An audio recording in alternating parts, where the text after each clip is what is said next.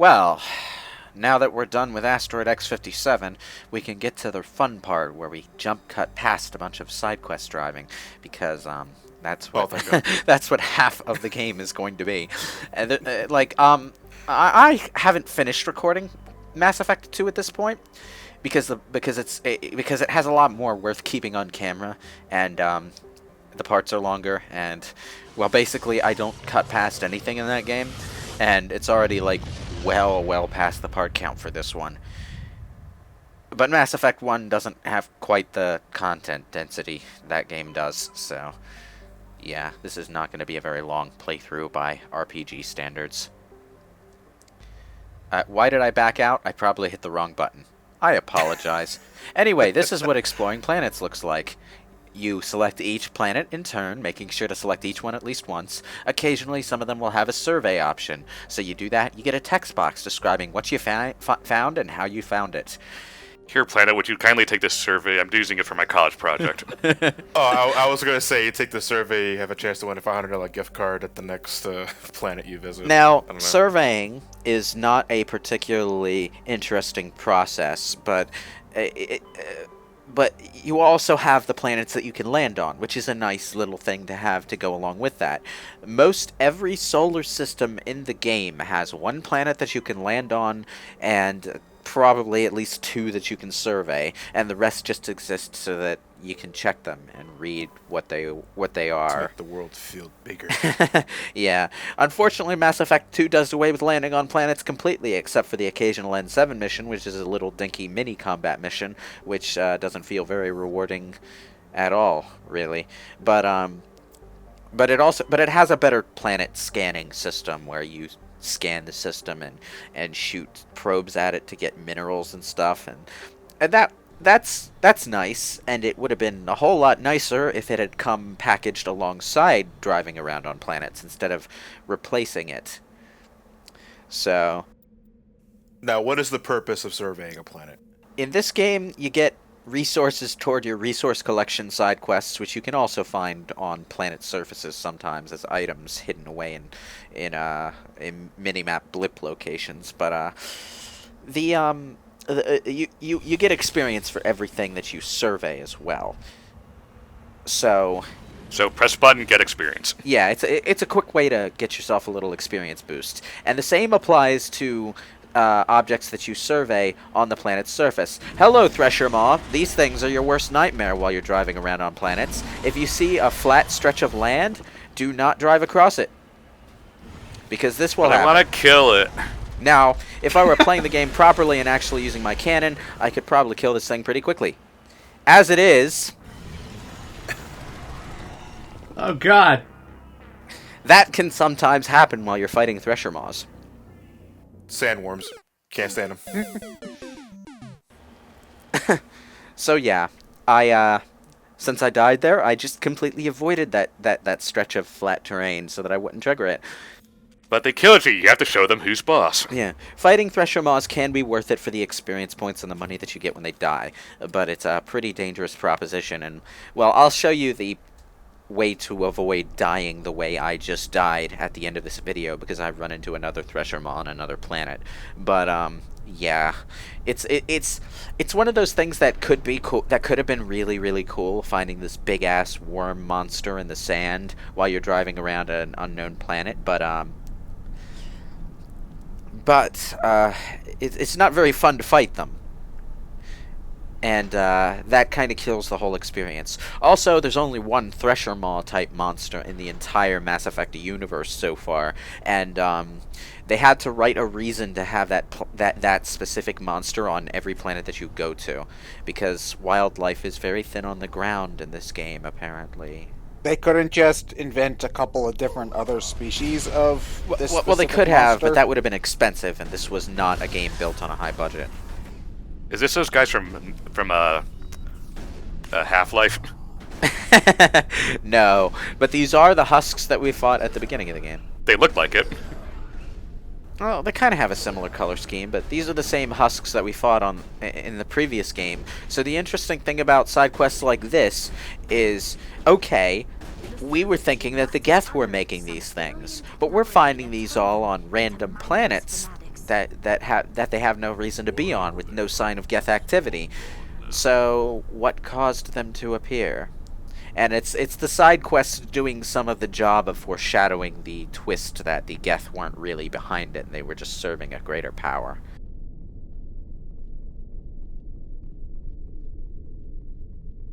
Now, I like this cave. It's nice, it's creepy, it's wet looking, it's got This is a nice cave. a sheen of mist on the floor. You know what kills it? The fact that you're going to be seeing this exact same natural cave every time the game needs a cave. And Dragon Age 2 pulled that bullshit all the time. It was fucking annoying. It's like you can suspend your disbelief when you see two houses that look the same and just have rearranged graphics assets to disguise the fact that they're the same house. You can forgive Dragon Age Origins for using the same tower and just adding little field effects to make it look different when it's, say, the circle of mages as opposed to the tower at the beginning of the game, because they're man-made constructs. And sometimes we build the same building twice. That's what people do when they build buildings, because, sitting down with a drawing board every time you want to build an individual building just so that it doesn't make the other buildings feel bad by ripping them off is, well, it's a bit silly to expect that. But when you have a natural cave formation that's the same as another natural cave formation, that's the point at which you have to say, no, that's bullshit, that doesn't happen. So did my eyes deceive me, or did we see Canada on one of those planets?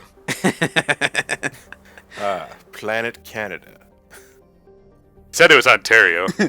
You guys can't just have your own country now. Now you need your own planets. Okay. And they say Americans are full of themselves. Okay. Whatever. Well, after the past election. Have you guys watched Doctor Who? Like the first episode after the debut of the 11th Doctor, like all of the different countries on Earth eventually evacuate in ships with their own flags on it. So Space Canada might actually be a thing in the Who verse. Absolutely. BioWare is a Canadian company, and they're very biased towards Canada because there's a lot of ships named after provinces and stuff. I'm pretty sure the entire final set piece in Mass Effect 3, or at least the headquarters of Earth, is in Vancouver, right? Yeah. So, apparently Canada is the great superpower of Earth in the Mass Effect future. Vancouver and London are the two places that you visit on Earth in Mass Effect 3. And, So is there no Earth in 1 or 2? What's wrong with America? Earth exists in 1 or 2, but it's just a planet that you can read a description of on the map. You don't actually get to go there. You get to go to Earth's moon in Mass Effect 1, but Mass Effect 3 is the only one where you visit Earth, because Earth gets invaded by the Reapers, and you have to escape it at the beginning and liberate it at the end. Now, this is a side quest that I really should have discovered in a less roundabout way, but I just sort of stumbled into it by accident. There are biotic terrorists here who have abducted a major politician who is opposed to a law that would benefit the welfare of people who suffer because of a specific experimental model of biotic amp that gives them severe brain problems. This is not completely irrelevant to your main party, because Kaiden Lenko, who I brought with me without realizing that he was relevant to this, is Kaiden Lenko has the L2 model of implant. You can find this out by talking to your ship's doctor. She'll say he's fortunate because he only gets headaches. But others weren't so lucky. There were severe brain problems some of them had to deal with. Every biotic in this ship has that implant. Just keeps knocking you down. Yes, this is unfortunately the problem with fighting other biotics in Mass Effect 1, and it is the chief reason that biotic enemies in Mass Effect 2 and 3 are a joke. Open the door, open the door, open the door, open the door. Yeah, we're gonna push you. Yeah, the biotics will will they only have like one ability, and it's that knockdown ability that turns you into a ragdoll. They won't use any of the abilities that you have on you. Instead, what they'll do is constantly luckily spam the one Commander ability. Shepard isn't floating in the sky. Yeah. Now, the thing is, you can totally gain a resistance to this ability, so later on in the game, when you're fighting enemies of this type, they're not as much of a headache. But if you run into them early like I do now, well, you basically have no recourse but to fall back on the great equalizer of Mass Effect 1 combat, which is bunker down in the nearest goddamn choke point that you can, and just kill every enemy who's stupid enough to wander on screen. Yeah, just bottleneck them. Yeah, unfortunately that's not the best tactic for this mission in particular, because there is a time limit. So you have to be somewhat aggressive here. Why is there a time limit? Because they have a politician, a hostage in the back of the ship that you need to Why get to. is there a time limit? Because they'll kill their hostage if you don't get there on time. But it's a politician, right? Yeah, but he's gonna oppose the. I'd say that's a bonus. Well, it's not a very nice politician, but by saving this politician and convincing that politician that the L2 users were, legitimately victimized, he actually does reconsider his stance on the law that he was opposing. And this is one of those cases where the news broadcasts that you get in later games are about positive results of your choices if you do the Paragon thing. Why not? What have we got to lose? Since the chairman here decided that we didn't get. What have we got to lose? Your life if you pull that trigger. Well, I've changed my mind. Seeing you all, it's clear that you all deserve. Oh, you are so bullshitting right now, Chairman Burns. It's almost I like can he's a see the politician. scenes where his face connects with his head. Think about this. Burns is the one man who can help you. Yeah, unfortunately, when you actually do get a conversation out of these side quest areas, they feel a lot more patched together than the main story conversations. So this is still DLC. No, this is No. side quests. This is core game side quest okay, stuff. just side quest. Okay. Yeah, the only DLC is Bring Down the Sky and Pinnacle Station, which is a score attack thing. All I'm saying is So. that Burns will take another look, right, Burns? Well, I have to consult with Smithers first, but If I'd known. I'm totally not just saying this because there's a gun pointed at my head. Hey, what's wrong with the lighting above my head? Who's fucking with the lighting? To be Stop fair, it. listening to the performance that this voice actor gives, it's pretty clear Chairman Burns is at least somewhat sincere when he agrees to go along with your suggestion of taking a look at the log again. But yeah, you do have the opportunity to talk the Biotic terrorists down, only after you've gone through about 20 of them. But also, Chairman Burns has a weird ass face. Like he's got this So really does everyone in huge this nose, game. but really tiny eyes. A lot of the NPCs were very clearly created with the same face creator that you have to make your custom character with. So if you just look at the NPCs of the game, you can get a pretty good idea of the limits that you're working with when you use that. Anyway, apparently, once you've talked the Biotics down, you don't have to call the police or anything. You just walk out of the ship, and Admiral Hackett handles the rest for you. job Like- well done, soldiers. You don't even take Chairman Burns with you. He just stands there in the same room as the terrorists who are holding a gun to his head. And Now for a rousing game of checkers.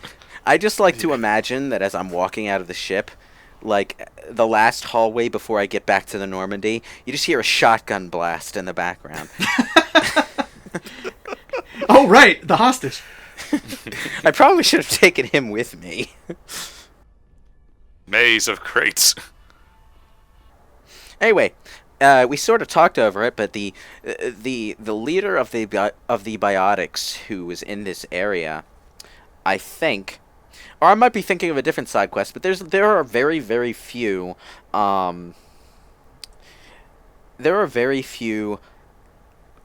enemies in this game that have unique dialogue, and it's either this side quest or another side quest involving Biotics that one of the guys actually does have a fairly lengthy line that he spouts the moment he sees you in battle, and it's something about Biotics being it's a different side quest. Biotics being the evolution of mankind or something. So what happens if you get interrupted by shooting a rocket launcher in his face or something? Oh, well, the audio keeps playing. It's kind of a high-level enemy, so you're not going to kill it instantly no matter what you do. I'm sure there's a way. I was gonna say, with New Game Plus, with the best weaponry in the game, I'm sure you can kill him really, really quickly on the easiest difficulty setting. Anyway, get used to hearing Admiral Hackett's voice, because he's going to be basically phoning in every time you do anything important in this game. Admiral Hackett he's a pretty cool dude. He's like this. He's like a really accomplished Sparta. Space Sparta. Yes, this is the Planet Sparta Sparta. system. Not planet Sparta, solar system Sparta. We haven't Galaxy zoomed in that far Sparta. yet. Cluster Sparta. Sparta cluster. Man, I don't like this God of War reboot. Leonidas sure went to town. Man, when I said you shouldn't change the genre, I didn't mean, no, you should change it to a different genre. What you're saying is that God of War needs to be in space. Like, no, okay, yes. Anyway, Edolis here, I think, is the planet that you have to go to find the ship that the guy on the Citadel wanted you to find. His brother's merchant ship. Unfortunately, his brother is dead. So, you find him dead, and that's that. I might be mixing it up. This might also be the planet where you find I would have loved it if Admiral like one of those Kahoku's men. meteors or comets or whatever just sniped you out of the air. Intercepted you. Oh, no, I got that wrong. This is for Admiral Kahoku. And unfortunately, it's also the only Thresher Maw encounter in the game that you have to get through in order to complete a quest line. The thing about this is that it's tied into one of the origin stories for Shepard, namely the Sole Survivor origin story, where you find out through a series of side quests that Cerberus was playing a bit of an experiment on Alliance soldiers, and they lured them into an encounter with Thresher Maws that left everyone, except you if you pick that origin story, dead. Except for you and Corporal Toombs, who we won't be seeing in this playthrough. Corporal Toombs being the second sole survivor, I guess. Well, then you're not a sole survivors. Yeah. Unless if you're talking Well- about like your shoes surviving. Well, then- sole survivor in the sense that Shepard was... Yeah, I knew that was going to happen. Oh, God! Father! The sleeper my moon has buggy. awakened! Oh no! Anyway, this is how you beat Thresher Maws if you don't want them popping up under the ground beneath you. You stay on the hill. You find yourself a nice piece of uneven ground, because Thresher Maws never seem to appear on uneven ground. Now, there's usually some sort of low hill that you can find, but you have to be careful about that. Oh god, I almost took a hit. What makes Thresher Maws so goddamn annoying, apart from their tendency to pop up underneath your car and insta-kill you, is the fact that they shoot acid at your vehicle. Acid is one of the forms of attack that kinetic barriers cannot block, which means you are taking instant hull damage every time this thing hits you. And hull damage is very difficult to repair. Essentially, you have to hit the repair button, which is why use up some of your stock of Omni Gel and basically sit there stationary for 15 seconds or so while your repairs go and your health restores. And well, it's not really something that you want to do in the middle of a fight, because you're a sitting duck. You'll take hit after hit after hit, and then just to make it worse, if you're repairing yourself, you probably don't have any shields left anyway, so you can't just jump back into combat. You have to wait for your shields to regenerate too. Wait, so Lewis, what you're saying is that you'll need to hide yourself while you repair yourself? Yes, and then you'll need to hide yourself after you repair yourself, because the kinetic barrier on the Mako takes like a literal decade to recharge itself. Ugh. I wish I remembered that I had a cannon. I really wish I remembered that I had a cannon. No, you like a little challenge. Now, you want to know what the best part about Thresher Maws is? And you don't see this here because I actually managed to kill it before it happens, but sometimes the game bugs out, and The Thresher Maw will... They disappear? Well, that too. I forgot that happened here. But yeah, sometimes their death animation doesn't play and they just sort of pop out of existence. But another thing that will frequently happen is that they will start shooting acid at you without actually facing you. Like, they'll do the shooting acid animation, but they'll be, like, turned away from you, so the acid just phases out of the back of their head.